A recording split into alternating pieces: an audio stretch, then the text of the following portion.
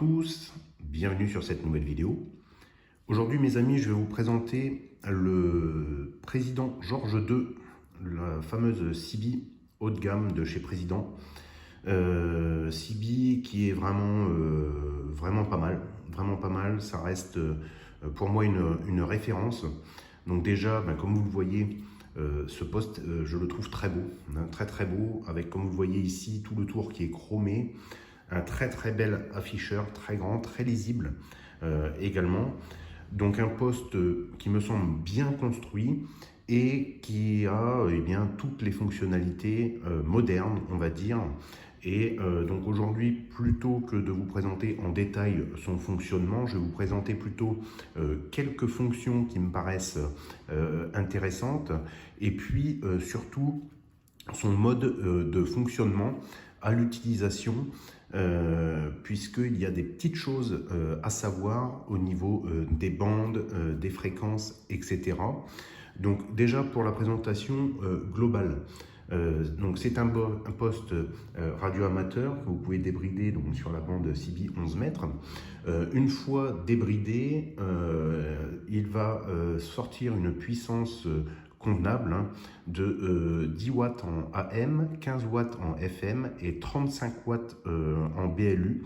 Donc ce qui commence à être effectivement pas mal pour un poste, pour faire de la longue distance notamment. Donc ça c'est plutôt pas mal au niveau des caractéristiques. Maintenant, je vous dirais que mon avis personnel, je l'utilise depuis très longtemps maintenant. Je l'utilise à titre perso, plutôt sur le terrain, quand je pars sur des points hauts, tout simplement parce que il a une taille qui est vraiment très intéressante pour ce genre de matériel, donc l'expédition, la randonnée, le point haut, le POTA, etc., le SOTA. Tout simplement parce qu'il est très compact, comme vous voyez par rapport à ma main, il fait en gros 18 par 18, donc c'est très compact, très léger également, 1 kg et quelques il me semble. Donc c'est pour moi, je pense, à mon avis, une des meilleures options actuelles pour pouvoir faire de la radio à l'extérieur, de par sa compacité, sa puissance également, mais surtout sa qualité globale. Pour moi, c'est un poste quand même qui est excellent notamment au niveau de la réception, de la qualité de sa réception, avec tous les filtres. Donc c'est ce que je voulais un petit peu vous faire voir aujourd'hui, vous donner mon avis d'utilisateur sur ce poste. Donc aujourd'hui il n'y a pas grand chose, mais il y a du bruit, comme vous allez pouvoir le voir. Donc pour moi déjà le gros plus, et ce qui à mon avis surclasse un petit peu par exemple le CRT 7900V Turbo que je vous ai présenté également sur une vidéo. Je vous avais dit que pour moi ce sont les deux postes actuels qui sont les mieux, voilà, avec mes critères à moi bien sûr. Je pense que celui-ci est meilleur au niveau de la qualité de réception, la qualité de filtration est pour moi excellente sur ce poste. Donc on a, comme vous le voyez ici, les filtres habituels, donc le ANL pour la FM, le Noise Blanker et le High Cut. Donc on va, voilà. Alors je vais mettre un petit peu de son, comme là il y a pas mal de bruit, il n'y a pas trop d'activité, on va pouvoir entendre les différences de son. Donc là, le Noise Blanker, et on laisse appuyer le High Cut, donc là vous entendez. Voilà, vous entendez que ce High Cut est très efficace par exemple. Voilà, vous voyez, il nous fait partir ce petit sifflement, par exemple. Donc là, le High Cut très performant. Et surtout, le gros plus, à mon avis, de cet appareil par rapport aux autres, ça va être le NRC, donc le filtre, qui est activable ici, comme vous le voyez, uniquement en réception, uniquement en émission ou en émission-réception. Et là, donc, ce qu'il y a de très intéressant, c'est que vous avez directement la touche en façade pour faire ça. Et donc, écoutez, comme là, il y a pas mal de bruit, vous allez entendre vraiment la filtration qui est excellente. Donc, voilà, je vous fais un petit peu la démo. Donc je vais enlever le filtre. Voilà. Vous entendez tout de suite la différence qui est énorme en termes de confort d'utilisation. Sans, avec. Voilà. Donc là, vous voyez qu'il y a vraiment un très gros travail de filtration. Ce filtre NRC, il est réglable sur 5 niveaux différents. Donc vous pouvez le personnaliser. Justement, sur cet appareil, ce qui est vraiment bien, c'est que vous avez beaucoup de personnalisation possible, que ce soit au niveau des menus, de l'écran, de l'afficheur, des filtres, etc. Donc il est vraiment intéressant à ce niveau-là. Au niveau du fonctionnement maintenant de ce poste, donc quand il est débridé en mode export, vous avez les bandes ici, comme d'habitude, j'ai envie de vous dire, donc ABCD, etc. Pour changer les bandes, vous laissez appuyer sur la touche Monitor, ici. Le petit B va clignoter. Vous choisissez votre bande, donc bande A pour la CB classique, bande B pour le supérieur. Donc on rappuie, hop, et on va se mettre sur le supérieur, on rappuie et voilà. Donc le changement de bande se fait très facilement en laissant appuyer sur Monitor. L'autre chose que je voulais vous montrer sur ce poste, qui m'a un petit peu fait pester quand je l'ai reçu, vous savez que sur le CRT 7009, je suis très fan du pas de 5 en 5, ce qui pour moi est la meilleure solution, la plus pratique et la plus rapide pour faire du DX par exemple. Donc là, vous avez l'afficheur de fréquence. Comme vous voyez ici, on est finalement vraiment là en utilisation en mode CB. Donc c'est un petit peu aussi, je dirais, la thématique de ce poste. Je pense qu'ils l'ont vraiment pensé comme une CB. Donc là, on a un gros afficheur de canaux. Et donc vous montez, vous avez les canaux. Comme il est débridé, vous remarquez qu'il y a les canaux alpha également. Donc vous allez avoir tous les canaux. Quand vous regardez au niveau de la fréquence, eh bien on est de 5, en terminaison 5, 5, 5 également. Donc là, pour aller sur une fréquence qu'on vous donne, par exemple en terminaison 0, eh bien, il y a une petite astuce à savoir, il faut appuyer 2 fois sur la touche F, qui est ici. Et là, on est bien en terminaison 0, et on a le petit point qui nous indique ici qu'on est en terminaison 0. Et donc là, vous voyez que je suis en 5600, 5700, 5800. Il suffit de appuyer 2 fois sur le F, et hop, on repasse sur la terminaison 5 des canaux. Voilà, donc ça c'est la petite manip. Alors, j'ai mis très longtemps à trouver cette petite manip parce que ça va pas de soi, c'était pas dans la notice, rien du tout. Et au final, avec cette petite manip, effectivement, bon, c'est pas trop gênant pour aller repérer des terminaisons 0. L'autre manière, on va dire, de monter et descendre les fréquences, ça va être de laisser appuyer donc sur le menu. Donc là, on laisse appuyer sur ce menu et on va voir le menu Span Setting. Donc on va aller hop, activer sur On. Voilà. Et là, maintenant, quand on laisse... Hop, voilà.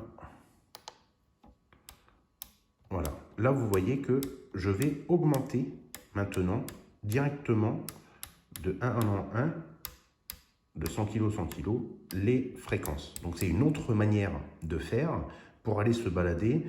Ça peut être intéressant, par exemple, pour quelqu'un qui est un peu décalé. Si vous ne voulez pas utiliser le clarifieur qui est ici, vous pouvez directement vous décaler un petit peu et donc vous allez pouvoir choisir en appuyant si vous voulez décaler de 10 en 10, de 100 en 100. Vous voyez, je déplace finalement le curseur en appuyant.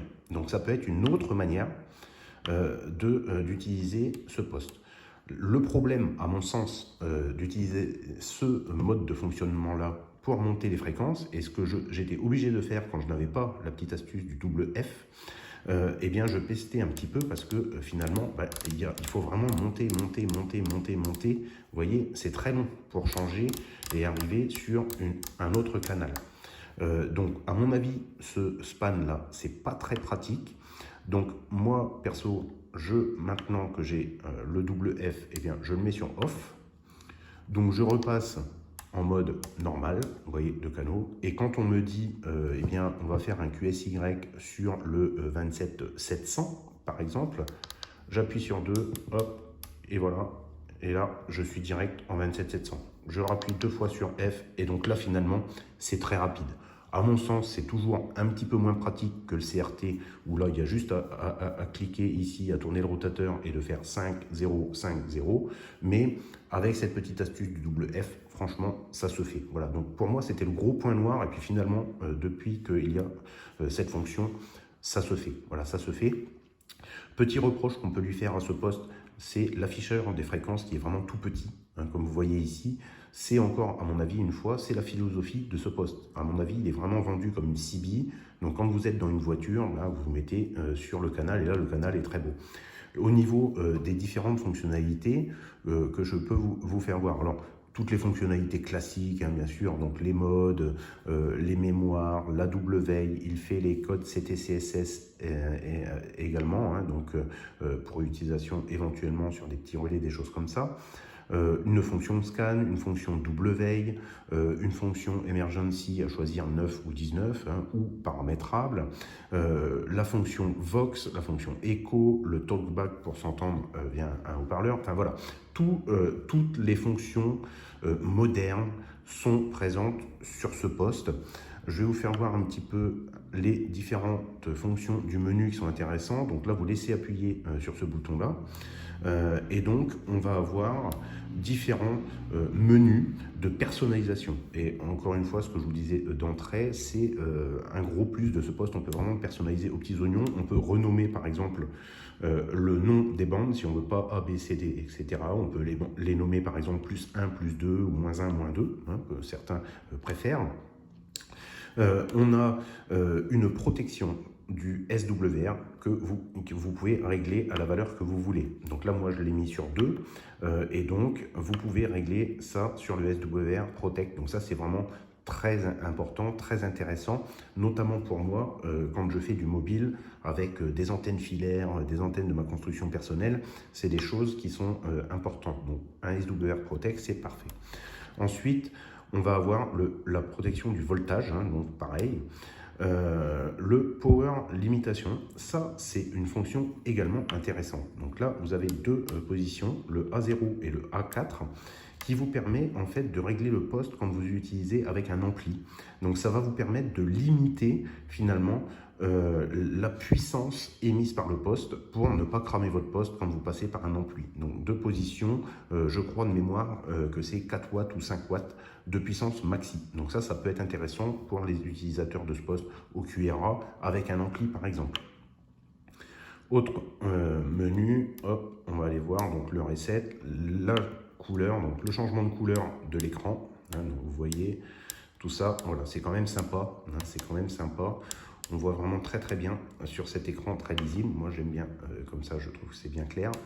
Le dimmer, donc ça c'est la puissance d'affichage, hein, voilà, le tone, etc. Le key beep, le Roger beep, l'indication, le scan mode, tout ça classique, hein, c'est classique. Ce que je voulais vous faire voir également, c'est la fonction de SWR Auto. Alors ça, pour le coup, c'est super sur ce poste, très pratique. Ça va vous permettre de calculer le SWR de votre antenne directement. Donc ça, par exemple, pour moi, sur le terrain, quand je prends ce poste pour aller en point haut, c'est très important.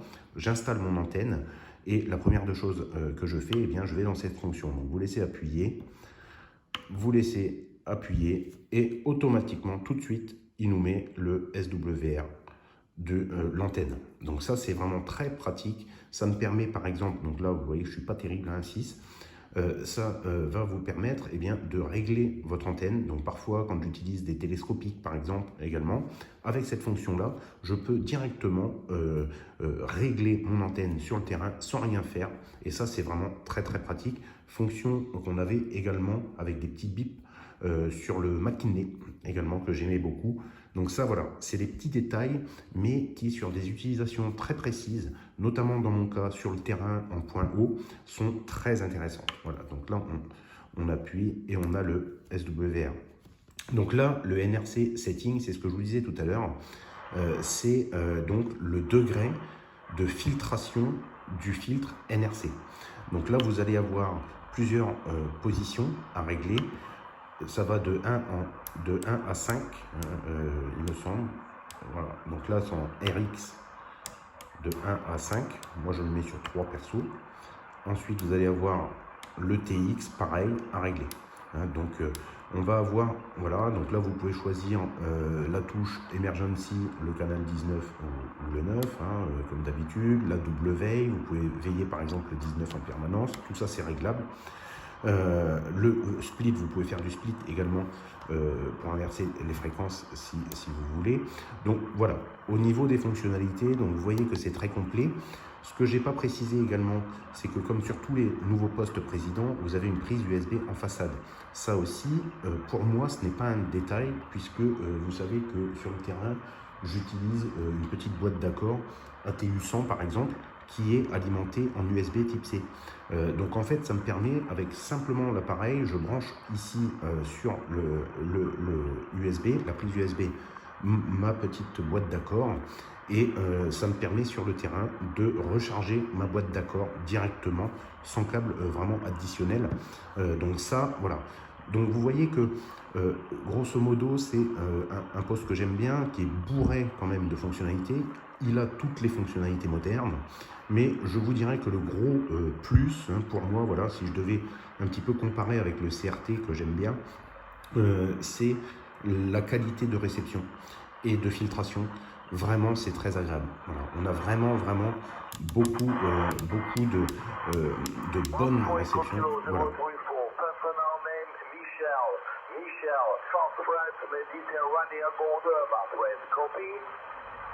Voilà,